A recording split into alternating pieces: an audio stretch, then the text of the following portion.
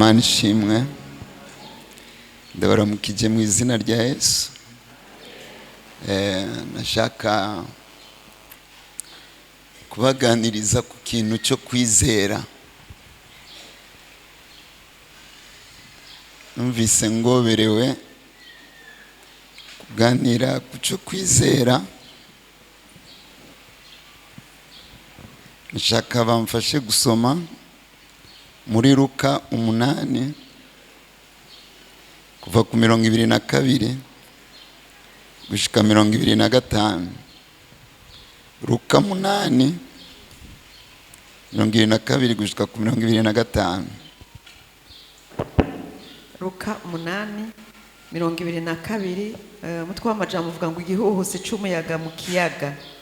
Igihe kimwe Yesu n'abigishwa biwe batambukira mu bwato, arabwira ati tujabuke tuje hakurya y'ikiyaga. Baca baragenda bava ku nkombe. Bariko baragenda arasinzira. Haduka igihuhusi c'umuyaga mu kiyaga, ubwato bwariko buruzura amazi bari mwirinde. Baraza baramukangura bati mwigisha turapfuye. Arikangura azibiza ingunza no gusuriranya kw'amazi birahora. Habagahwekere arababaza ati mbega ukwizera kwanyu kuri hehe? Baratinya baratangara barabazanya bati mbega uwo n'umuntu ki kwabarira n'umuyaga n'amazi bikamwumvira. Amen. Urakoze pastor. Shaka rero iki kintu cyo kwizera ndavuga ni ukwizera kwawe kuri hehe. Nashaka ko nitwaheza gusenga ninaheza gusigura umuntu aza kumva ko afise kwizera cyangwa atagufise. Nibaza ko muhemu yaramfashe ukuntu ndabisigura kugira umuntu yumve ko tutari mu bintu by'amadini, turi mu bintu byo kwizera. Niba ushaka kumenya ko ufise imwemu y'idini, umuntu mudasenga hamwe afise ukwizera nk'uko ufise uzokumva utamukunda. Ni mwemu y'idini. Umupastori ameze nka pasiteri wawe, ariko kuko atari pasiteri wawe uzokumva utamukunda. Ni mwemu y'idini. Abantu bose batameze nko muri Emawusi uzokumva utabakunda. Ni mwemu y'idini. Urashobora kugenda ahantu ukumva badasenga mu ndimi, ugaca wishiramwo ko badakomeye kuko ngaha dusenga mu ndimi. Iyo ni mwemu y'idini. Abantu b'Imana batuza gushira umutima cyane ku kintu cyitwa kwizera. Kwizera niko kudushikana ku Mana, ko gutuma twemerwa n'Imana. Wowe kwizera kwawe kuri hehe? Mwama mfashe kugusigurira, hanyuma umuntu aze gufata ingingo yo kwiyambura idini yambara ukwizera.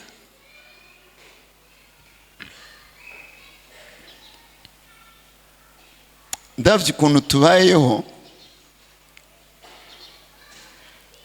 ndemeza ko ikintu twita kwizera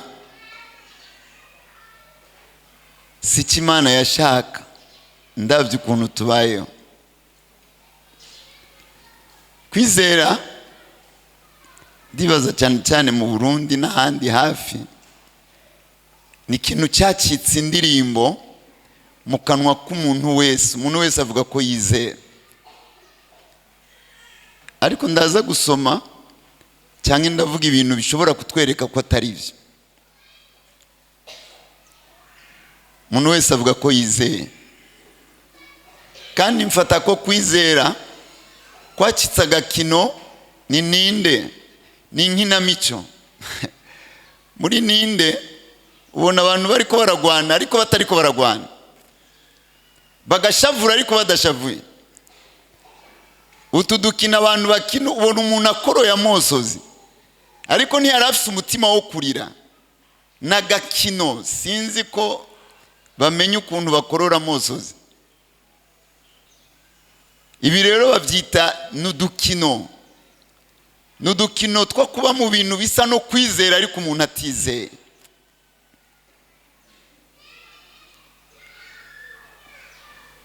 Shobora kuvuga ko ibi bintu twita kwizera bishobora no kuba urwitwazo rwo kugira twugurura amadini, abantu bagatanguza ibintu byitwa kwizera, ariko inyuma y'umwaka umwe ukabona ko Imana idahari, nta n'ukwizera guhari. N'urwitwazo rimwe na rimwe abantu barareka gukora ngo barizeye, ntibakore. Ibi abategetsi bahora babitatira abapastori benshi ngo nitwigisha abantu gukora. Nta bantu bagoye rero nk'abantu bitwa ko bizeye. Abantu bitwa ko bizeye baragoyera kugira ati jewe mwe mwera yarambugije gukora.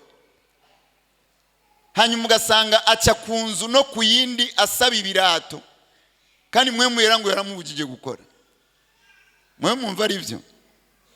Imana ibindinde. Abantu baragwara ntibagende kwa muganga ngo barizeye, ariko ntibizeye. Nukwitiranya ibintu. Ndibuka umunsi umwe barigeze kutuzanira akana ngaha ngo tugasengere, hari hagati mu ndwi, kari gashushe nk'isafuriya iri kumbabura. Kamubwira mwirukankane kwa muganga, ngo banza mumusengere twara kwa muganga. Abantu baradupfira mu maboko bishwe na malaria, abantu bakaca batwagiriza ngo nituzi gusengera abantu. Si minsi yose bimeruka umwumve uko ndiko ndavuga, ariko nko muri aka karere n'ingeso utuntu twose basengera umuntu, si uko bizeye, ni urwitwazo. Cyariyo n'igihe ndaba abantu bazanye amazi ngo basengeshereze amazi, nkumva ndashavuye. Uza kumija amazi mu nzu, ayo mazi urayamija ariko ntuzi ikikurimwo, ntuzi ikiruta amazi, ariko uri kuramija amazi. Jemura ndabibona nk'ubupfumu, ndanavyanka cyane, ariko siko sajyanye nuko ntarabibigisha. Na Pastor Christine umenga navyarigisha, na Pastor Marie Rose baramukwiye kudukubita inkoni zine tukabemerera ayo mazi, ariko mukamenya ko amazi ataruta ikiri muri wewe.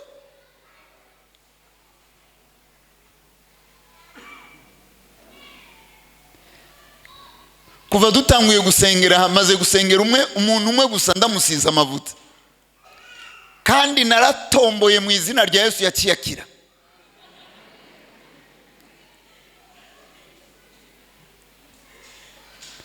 Hamara ungenda hano bagashaka ngo ndabasengere, bakampa amavuta yabo yagumane. Sishobora gufata ibintu ngo ndabigira urwitwazo. Bibiliya ni ikintu giteye ubwoba. N'ubu ndiko ndabivuga, sinzi umwe wese ukuntu anyumva, ariko unsuzumire muri Bibiliya, ntunsuzumire mu mutwe. N'urwitwazo. Urashaka kubona abapastori benshi ukuntu tumeze, twategerezwa kurera abana bagakura, ariko ntitubakuza, ariko muraduha ibigira 10. N'urwitwazo. Nitwategerezwa kurongora amashengero tudafasha, nimwategerezwa kuduha ibigira 10 tutabakiza. Mfite ko ndavuga ukuri. Kizima ndabivugiye mu ishengero ndongoye nanjye. Ibi bintu byo kwizera ahantu henshi, nka mu barongozi b'igihugu, mu batwara igihugu, mu ntwaro, mu bushikiranganje bw'intwaro yo hagati mu gihugu, ibintu byo kwizera ni gitsitaza kitabaho. Bafise amadosiye y'abakozi b'Imana bahanyishano, abakozi b'Imana baronderana kwicana. Ni gitutsi.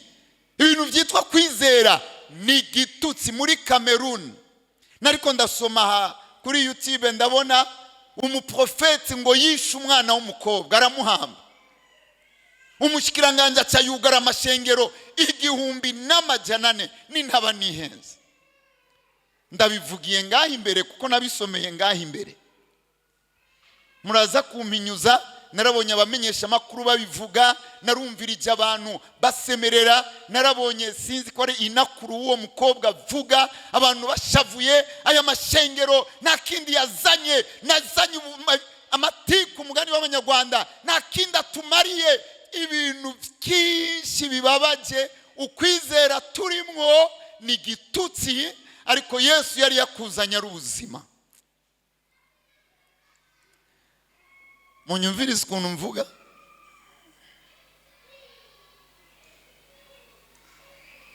Turi mu kwizera kudasobanutse neza, no kuri twebwe twitwa ngo tubirimo. Ibintu turimo ntibisobanutse. Umuntu asoma Bibiliya arashobora kuba ari karanyumva gato gato. Ntibisobanutse ukuntu mpagarariye ukwizera nkifata kurya. None uko kwizera gusigura iki?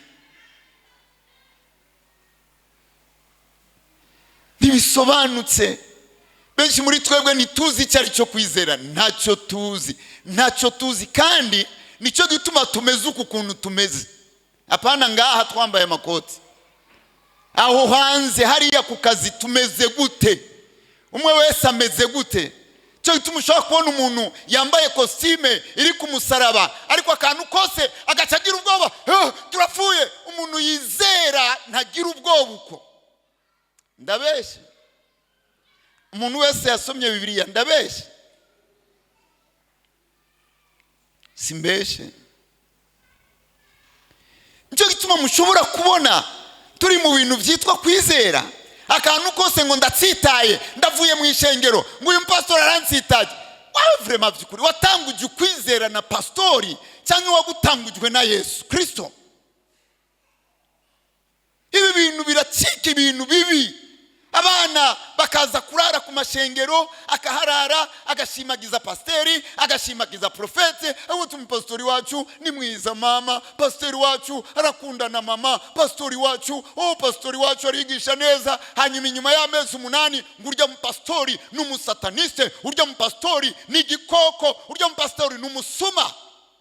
Mama wiwe akavuze ati none wewe bahurumbwira ngo n'umumarayika, none yakize shitani gute?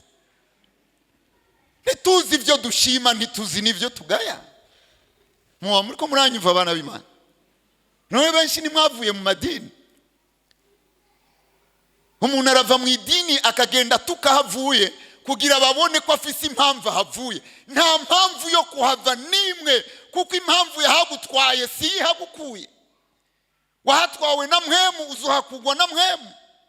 Abantu benshi mu busaza nimuzoba mufise intahe, nimuzoronka icyo mubwira abana. Mwabaye inyererezi, muvaha mujaha, nta kintu muzobwira abana. Kozogera igihe abana bamenye icyo ari cyo kwizera, bakubaze none papa wabaye mu mashengero angahe? 17. Abapastori bangahe? 18. Ngo hari umwe yarandongoye ari muri Nigeria, abandi bari 17 bari mu Burundi. Umwe yarambatije, uwundi yarankomeje, uwundi Mana yanjye. Wari ufise ba dadi bangahe? 4.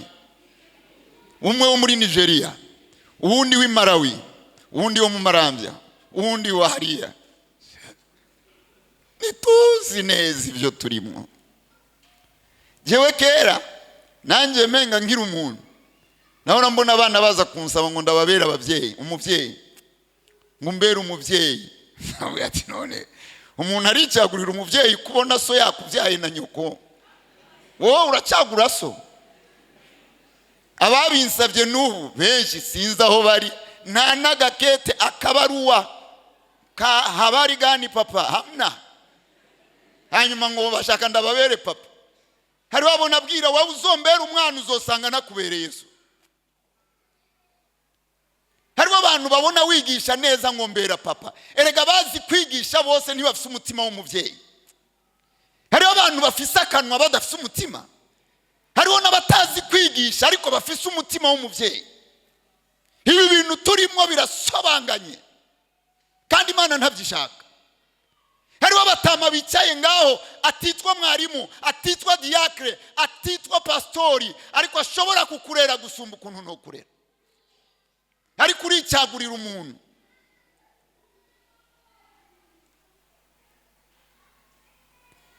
Abantu benshi bigeze kuba banyiharaza kunyita papa ngano, sawa ndi papa, sawa.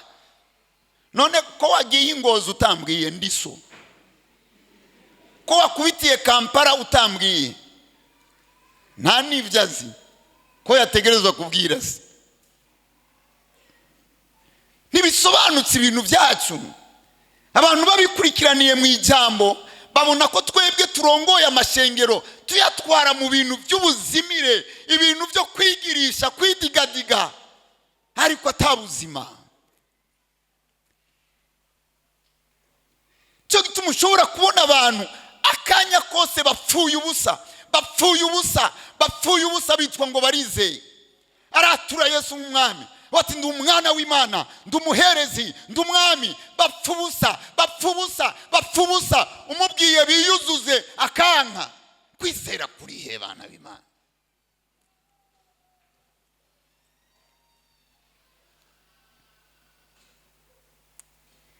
Musomere mu Heburayo 11:1 pastor.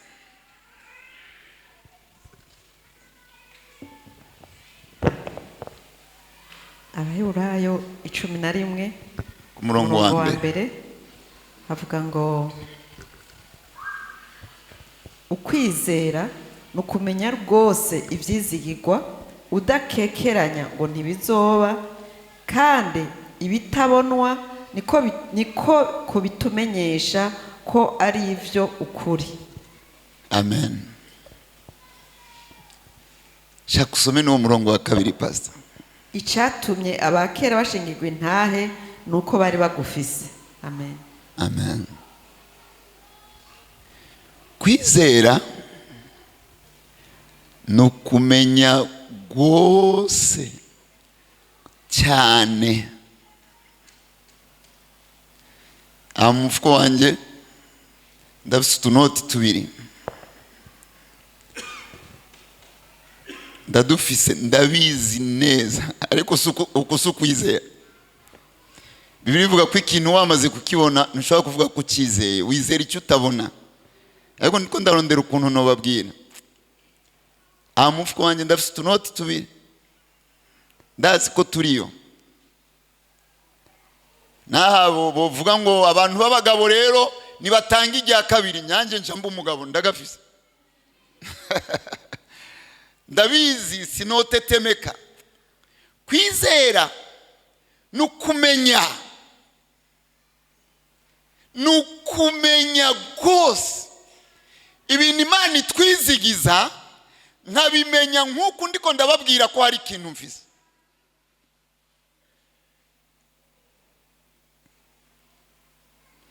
Hanyuma umuntu afise ukumenya nk'uko ndiko ndababwira ko mfise izo noti zibiri, ndashobora kubona ikintu kirenganya, zana hano, zana. Hari ahantu ugenda mu iduka hanyuma bakakuraba uko wambaye, ibintu byaho byose birazimbye, bakakuraba uko wambaye, ukababaza ati iki nangahe, akakwereka ko atacuza kugura, akakubwira ati birazimbye, nakubagije nangahe.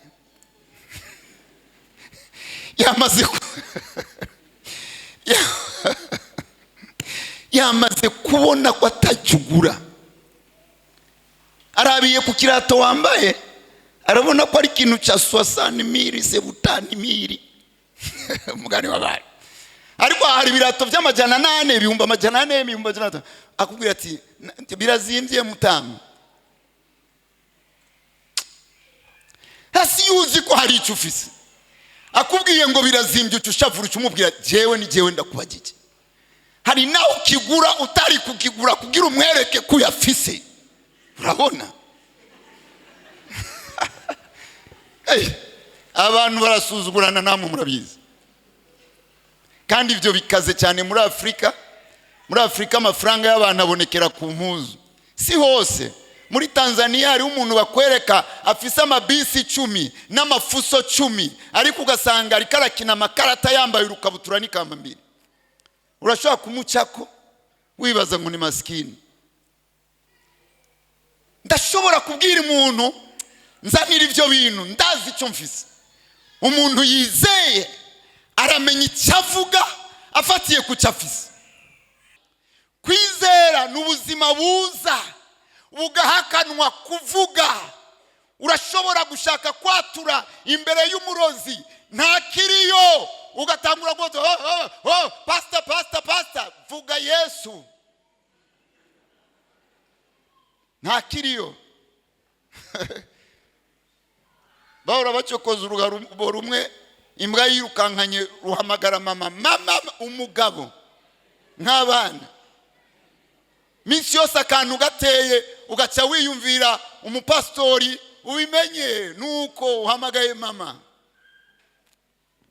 Abandi rero bafise icyo kintu n'icyo kintu kibahagarika. Arumvise umukinzi arafise icyazi aho ntacungira kinda ugaramye wubitse inda uragenda uko uzopfa nabi n'utuyihana.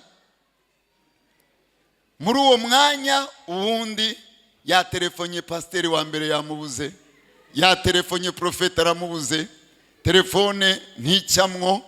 Aho rero umushatsi agira utabagure mana yanje none biragenda gute reka basi mfe gutelefona pasiteri mukuru. Pasiteri mukuru yari igorewe bamutelefona ubwanyuma sawa kira rero.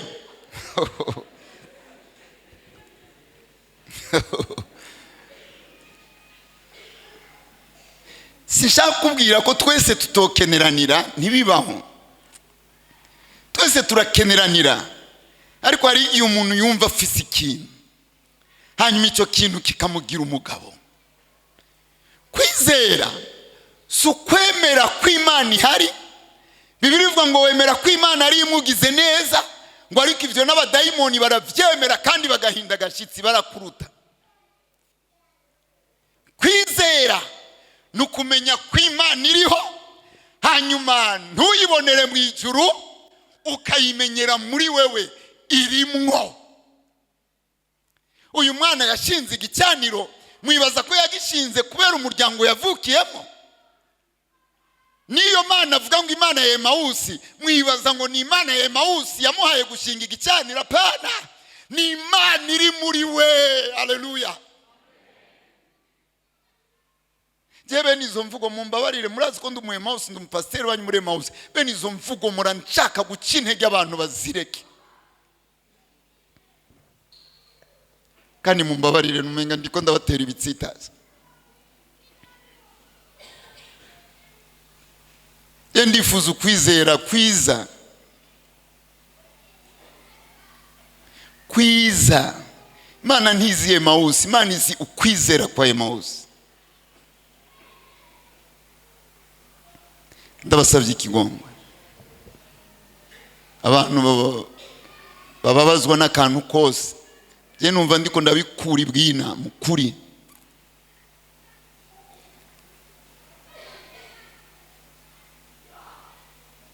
Dushobora kwemera ko ijuru ririho, abantu bose barazi ko ari hariya.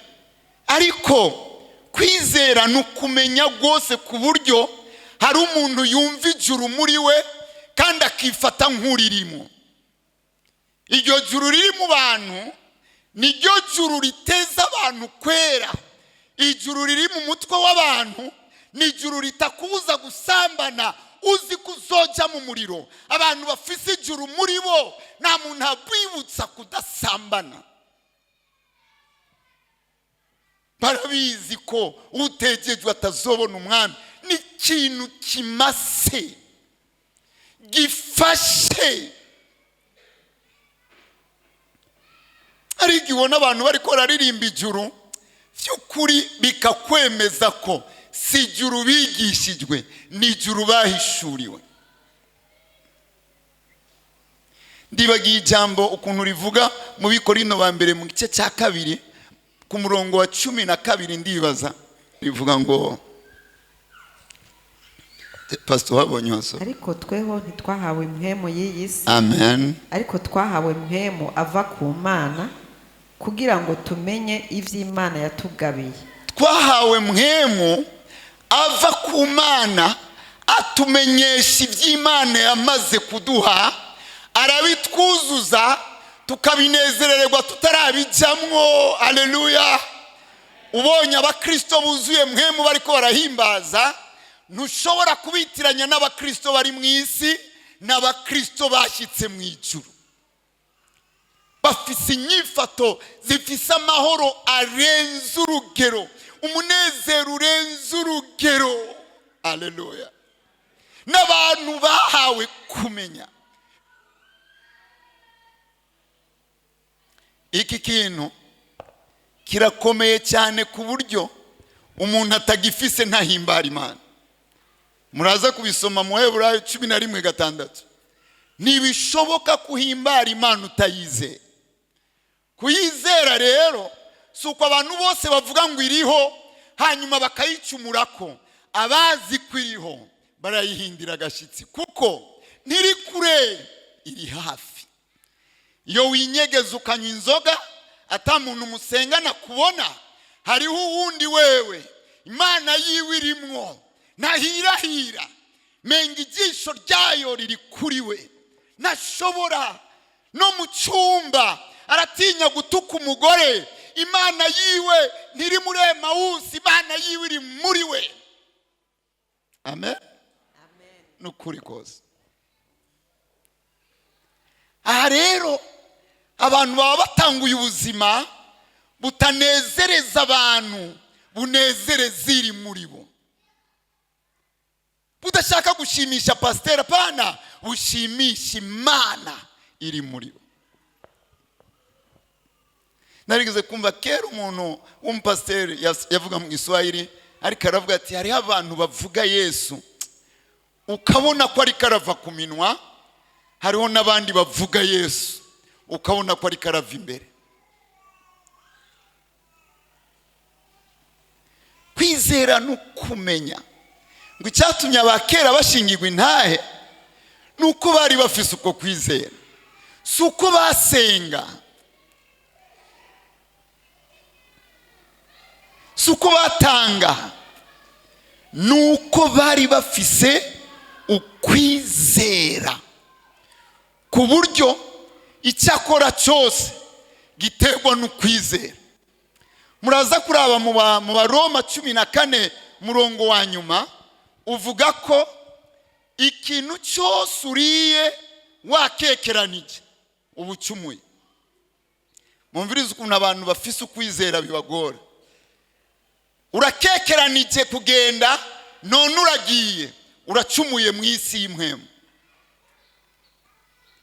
Urakekeranije kuza gusengera muri Emawusi, ariko abandi baragukweze ukiyuza, wamaze gucumura mu isi y'impwemu. Aho Bibiliya ikivuga ngo kuko ikitavuye ku kwizera cyose. Bibiliya y'ikirundi ivuga kwizera, abandi bavuga ikitavuye ku cyemezo cy'umutima cyose ngo ni icyaha.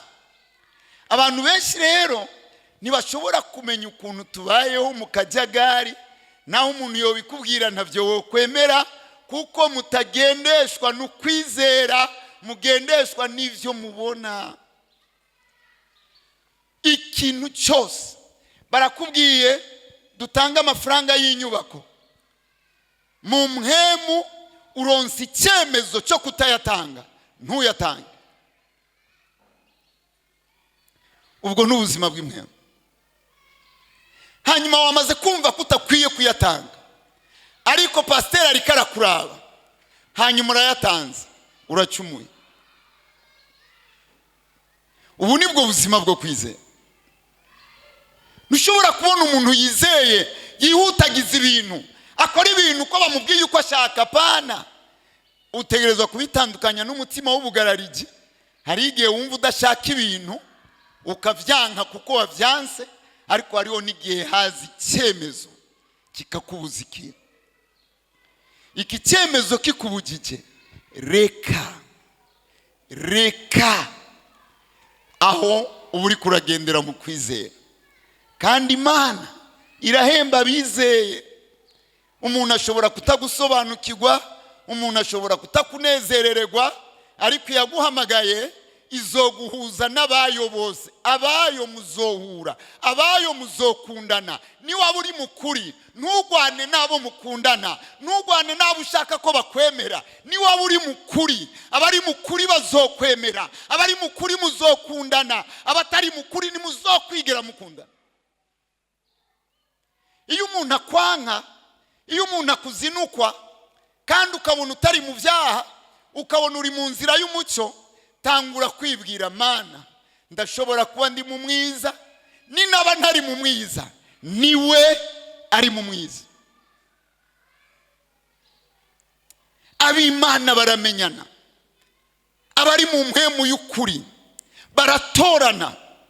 Nimubona ko abapantekote tudahuje inyifato, tudahuje inyambaro, ariko umupantekote afite ubuzima bwo kwizera. Arashobora gukunda umwana w'umukobwa yambara ipantaro, yamukundishijwe n'ikiri imbere, arazi ko ingaruka z'uyu zizoba nziza. Hariho abantu batambaye amapantaro ariko bambaye inzigo mu mitima, bambaye uburozi mu mutima. Mubishoboye murashobora kunyumva cyangwa mubikunze. N'abantu birinda ko ibintu by'amaso bimukanga, arafise ikindi kimwemeza.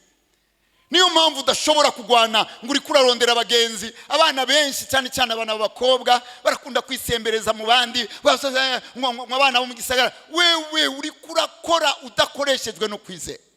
Abantu bafite ukwizera, Imana izobaha abagenzi. Bitebuka uraronka abagenzi, abagenzi b'ukuri, abagenzi Imana ishaka, abagenzi muzojyana mutagenzanya. Haleluya. Uku kwizera ni icyemezo kikwisobekamo, ni icyemezo kirakwemeza. Urashobora kubwira abantu ati ibi bintu nabyo nsengera, ndumva ko bihari. Narigeze gusoma igitabo cy'umunyekoreya umwe, aciye imyaka myinshi n'ukuri sinzi naho cyagiye, ariko yari karavuga ko hari mu myaka ya kera bari mu bukene. Hari umupastori asaba Imana ikinga ryo kuzaragenda kuramutsa abakristo, asaba Imana n'imeza n'intebe kugira azararonka ukuntu yandika ategura inyigisho. Amara iminsi asaba Imana kandi arabibwira abagenzi, narasabye Imana ikinga, narasabye Imana intebe n'imeza byo kwandikirako. Hanyuma umunsi umwe abwira abagenzi biwe ati, murazi ko naronse rya kinga na ya meza na ya ntebe nabironse. Ngo yasaba ya makinga y'abanyamerika bagirisha siporo, nabironse. Bari ku rusengero bati, fatiye wabironse, tugenda ubitwereke. Umutipe atangura gucanganikirwa, ntavyo yari bwaronka, yari abifise ngaha. Arababwira ati, mu bisanzwe sindabironka, ntibiri mu nzu, ariko ndiko ndavyumva. Kandi yarabironse, yarabironse. Iki ni icyemezo gituma umwana mwicaranye ngaha mu gusenga. Rega turasenga twiruka, turasenga tubwira Imana, yoyo ntitubwire. Hariho amasengesho menshi y'igiporoti dukora kandi tukaryoherwa ngo twasenze, ariko nta nyishu, nta muyaga, nta kantu k'indemeshanyo. Umwami yaravuze ko nitwasenga amahoro y'Imana aruta uko yomenywa n'umuntu wese, azoza gushibamira imitima yacu. Abantu barasenga, bagasenga, bagashira mu indimi, ariko akava aho hantu atuntuye. Arahejeje gusenga ariko urutima ruravyimbye. Mu bisanzwe ku muntu azibanga ryo gusenga wateguza guca usubirayo gusenga, mpaka usohokana ikirere cy'amahoro, usohokana impore. Ati ndishuye, Imana iranyishuye. Oh haleluya. Yishuye, yishuye, yitwa ntihemuka. Hanyuma abantu bakakubaza ati, ikwishuye iki? Irampaye icyo nariko ndasaba, kirihe? Kiraha. Umuntu w'umumama arashobora gutwara inda igakwiza amezi 3. Kandi naha hari umumama aheruka kwibaruka, ari mu binginzi, inda yiwe yashikanye amezi 5 ntazi ko afise inda. Dusengana ngaha umunsi umwe rero arasohoka ndi hariya ndavuga erega wa muntu yarasamye. Ndamubaza nti me warasamye? Ifise amezi 5. Umumama we ni ukwezi arayimenya, wewe umuraba ntayumenya. Hanyuma ugashaka ko mwiruka muri sport cyo kimwe, wewe akakubwira ati pole pole baba, hari ikintu mfise. Ufise iki? Ndacyumva ntacubona. Kenda wiyengenga utwaye amabanga y'Imana. Amabanga y'Imana ntaraha, amabanga y'Imana ari mu mpemu. Abantu barifata rugabo ataco bafise, abantu baricara mu batunzi ataco bafise, bakavuga rutunzi kandi ataco bafise. Ubu nibwo buzima Imana yashaka kwishengero, ko ata muntu numwe yitwa imbwa abaho afise ukwizera. Kuko mu mutwe w'Imana no mu mutima w'Imana, Imana izi kwisi itazokizwa n'amahera, itazokizwa n'amashure, izokizwa no kwizera. Pilato abambye Yesu yaciye abwira abantu ngo genda mwandike Yesu Kristo umunyanazareti, umwami w'Abayuda, mu ndimi 3. Hanyuma abakuru b'abaherezi baraza kumwinginga ati nyakubahwa, ibi bintu wanditse siko wari ukwiye kubyandika, wari kwandika ngo Yesu umunyanazareti yiyise umwami w'Abayuda. Pilato arababwiye ico nanditse nacyanditse, genda mwitwaraho mushaka, nabibonye ko ari umwami, mwebwe mushake nabibonye. Haleluya, nabibonye. Yesu yari imbere ya Pilato. Pilato aramubwira ati ntacyo nyishura, hewe ntacyo uvuga, nuzi ko nshobora kugutanga cyangwa nkakurekura? Umwami aramubwira ati wewe ntavyo ushoboye, kiretse ubihawe bivuye. Aravuga ati naho nakagendeye sinari bwabone mwana wume, uyu n'umugabo. Genda mwandike ngo Yesu Kristo umunyanazareti, umwami w'Abayuda. Ico nanditse nanditse.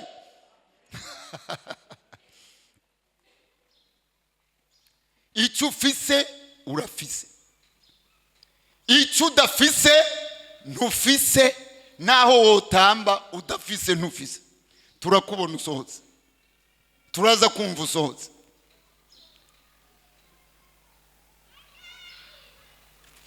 Uku kwizera ni cyizere kinini kinini ugirira Imana.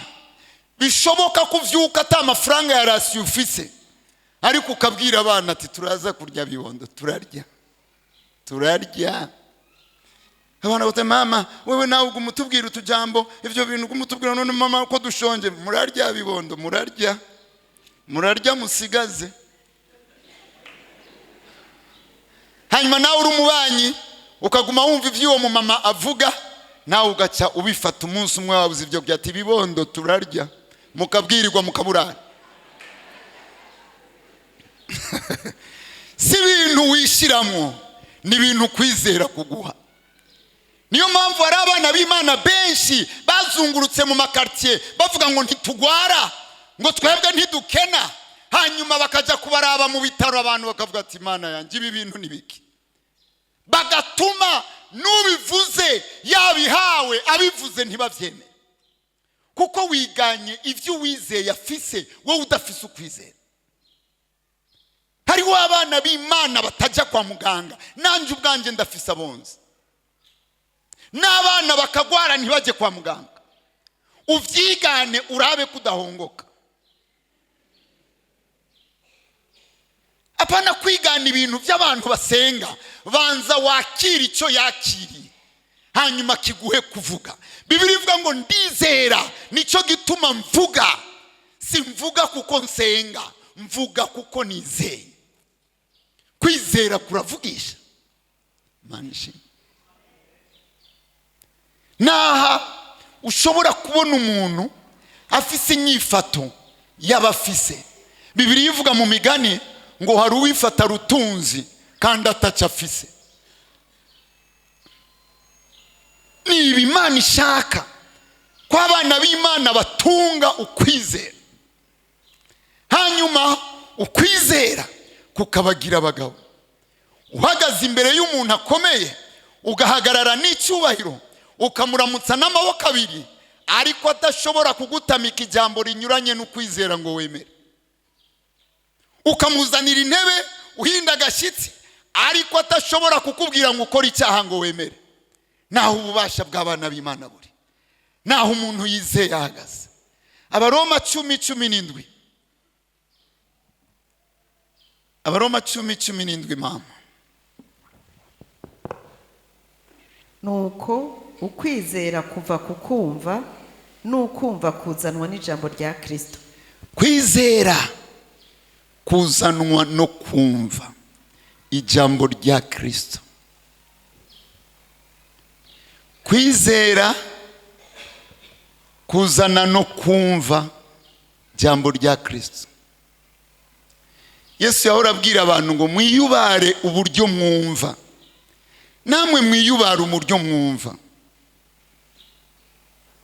Murandaba hari igihe usanga umuntu ariko arigisha ngaha nicaye hajya, nkumva umwana arize iminota 2 ariko ararira, sinzi ko mama kiyongoza, nkavyura umutwe gutyo nkogenda nkafata uwo mu mama nkamuterura buke buke nkamutwara hanze nkamubwira ati mama reka kubuza abantu kumva, sikosa ryawe n'umwana arize.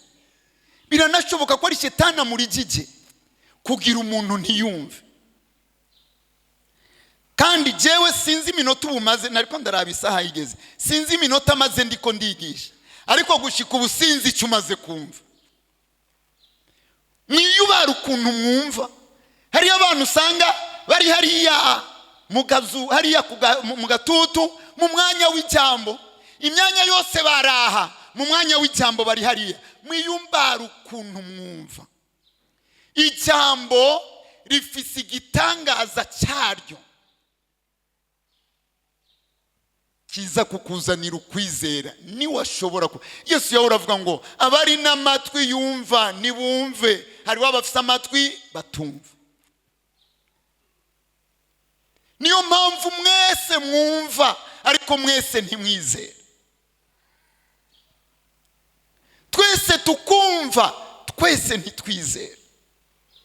Ijambo rifise igitangaza cyaryo ku bantu bazi icyo rimaze.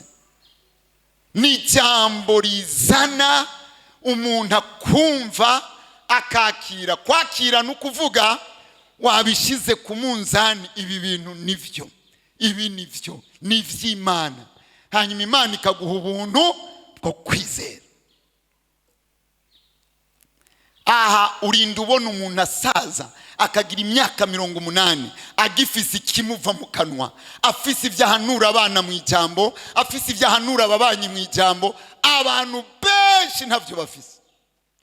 Wo kwibaza ngo nuko atanyigisho zihari. Inyigisho ni ikintu gito ugereranije no kwizera, ariko ku muntu afise ukwizera, inyigisho ni ikintu kinini ziza ahuguruye. Yesu yarabwiye abayuda ngo igituma mwebwe mutumva nuko mutaraba Imana. Niyo mpamvu umuntu wese akwiye gusuzuma, niki kimbuza, niki kibujije. Mwami wacu adufashe. Sanusozera Bibiliya ivuga ntibishoboka guhimbara Imana utizeye. Ibi bintu byose rero dukora mu mashengero, abantu bahagaze mu kuri batsa kumenya ati Imana sinsambukira ubusa ngo manza gukoropa nkakoropa nidoga. Ninde yantumye? Ndaza ngaha ibintu byose nkora ndidoga. Cyangwa ugasanga uhuye n'umuntu akaguteza kwidoga, umuntu akaguteza kwanga ishengero, umuntu akaguteza kwanga gutanga mu ishengero. Sibi ni ibintu n'uburozi. Hanyuma ukabandanya abantu b'Imana batsa kumenya ndiko ndatakaza umwanya, nta n'umugisha numva mu mutima. Abantu bumva umugisha n'abantu barikora bikorera mu kwizera. Hanyuma abantu bakamubwira ati oh Evan ukoze byinshi, oya ahubwo nkoze bike. nkoze bike. Nta muntu yizeye aremerwa. Naho yo turimira iki kibuga cyose cya Emausi akakirima wenyene, ntashobora kwidega kuko kwizera kuratanga amababa nk'inkukuma. Muntu yizeye ntaruha. Amen. Ni nibyo bivuga ngo abiteze Uhoraho bazokwama biyubura mu nkomezisha, bazokwiruka ntibazoruha. Ngo abana b'imisore bodende bukigwa bakicako bakagwa, ariko abiteze Uhoraho bazokwama ari bashasha. Si inkomezi z'inyama n'amaraso, ni inkomezi z'ikirimo.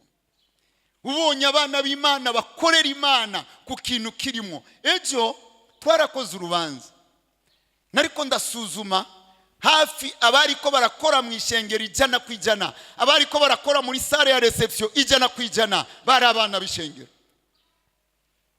Narabiravye ndabisuzuma, ndarabaha amafana ava, abazana amafana, abari ku miduga, abagize iki bose bari abana b'ishengero. Nariko ndabona ukwitanga. Hari abo nzi bararushe bakantelefona, kumbure baratelefona n'abandi, ndabizi ko barushe, ariko abantu bakoreshwa no kwizera ntibaruha.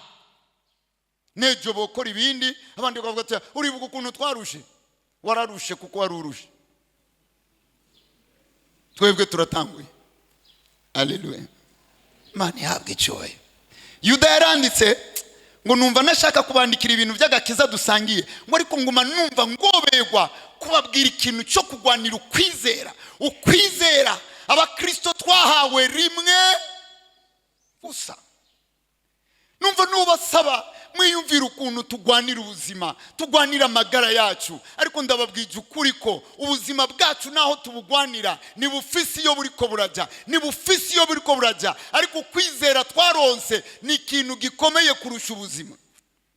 Ubuzima twese dufise hamwe n'ubuzima bwa Adamu budutwara mu muriro, ukwizera twahawe rimwe kudutwara mu ijuru. Icyo nkwiye kugwanira gusumba ikindi niki?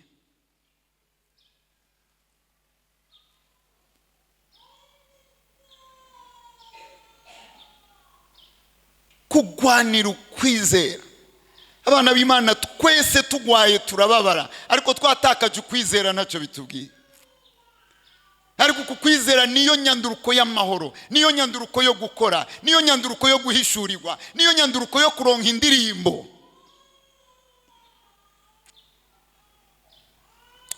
Yesu arabaraba babigishwa baje kumuvyura, arababwira ukwizera kwanyu kuri he? Ukwizera kuri he? Nawe umuntu azokubaza ukwizera ibihuhusi biki. Kwizera ntigukenewe mu mahoro, kwizera gukora ibihuhusi biki. Mwese murumva imvugo y'ibihuhusi n'ibigeragezo, abantu baraguhagurukiye, ivyo wari ufise biranse, hanyuma abantu bagasanga uri kurashima Imana kuko urize. Muzobona ukuntu twese amajambo y'abantu atuvuna gushikaho n'amamparura byaranse ko dukura. Uko umuntu akura mu kwizera niko abimenya. Uko mbandanya kwegera Yesu niko hari wisi iguminyanka cyane. Wewe wiyumvira ko iyo ukunzwe n'abantu bose biba ari uko byashimishije Imana. Ndakurahiye uko tumatana nawe cyane niko bari kure yiwe bose bumva batwanze. Turabasesema kuntu kimeze. Nuzi kibigutera, ariko abandi bari harya ari bumva bamukunze. Kwizera kwawe kurihe? Kwizera tuzokubona ibihuhusi bije. Ukwizera uzokubona uhagurutse gukora icyo Imana igutumye, kubera Shetani adashaka ko dukora ivy'Imana idutumye, azoza kukuzibira, azokuzibira. Hanyuma kuzibiye ugacuvuga ati biranse ndabihevye. Umuntu afise ukwizera ntahagarika, uzobibona arabandanya. Abana b'Imana benshi nituramenya, kuko tutaratangura intambara, nituratangura urugendo rwo kwizera neza. Mubona ibigeragezo ukuntu biza, mubona ukuntu abantu baduhagurukira. mubona ukuntu abantu bakwanka, abandi bakakubeshera utuntu utakoze ukavyumva haciye amezi, kumbe ukibaza je nta gikundiro mfise, uragifise, ahubwo abansi b'ukuri, abansi b'umuco, abansi bukwizera bakubonye.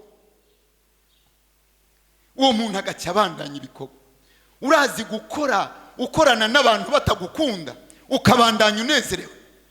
Wati jewe nta numwe yampamagaye, jewe yampamagaye ndayizi, niyo yambwiye kubaha, ndabandanya. Hanyuma ugakora ikintu cyose uvuze bakacyanka, hanyuma ukavuga ati ndabandanya. Haleluya. Imana ikavuga ati umwana wanje arize. Amen.